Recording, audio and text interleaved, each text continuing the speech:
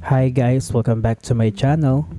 Ngayon naman guys, tuturuan ko kayo kung paano ma-fix ang full storage problem. So ang first step guys, punta lang kayo sa settings ng Tecno Mobile ninyo.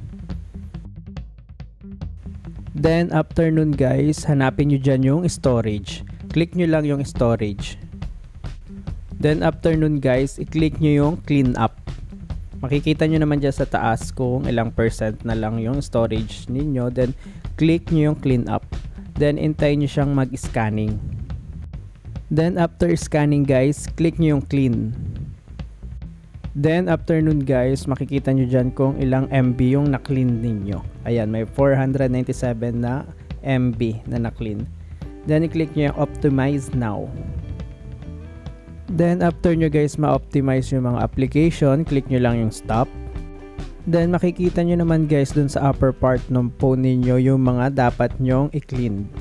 Yan yung mga least used apps, nandyan yan guys. Yan yung mga uninstall, open nyo lang yan guys. Yung mga app catch. Yan yung app reinstall. Then dyan nyo din makikita guys yung image, yan mga ganyan, yung image, videos, audio. Makikita nyo dyan kung sino yung malakas mag-consume ng internal storage ninyo.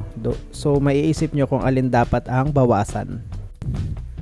Then tip ko rin guys, check nyo rin yung mga application ninyo kasi hindi naman lahat ng application dyan nagagamit ninyo. So bawasan nyo rin yung mga hindi nagagamit na application. So piliin nyo lang guys yung lagi nyong mga ginagamit na application.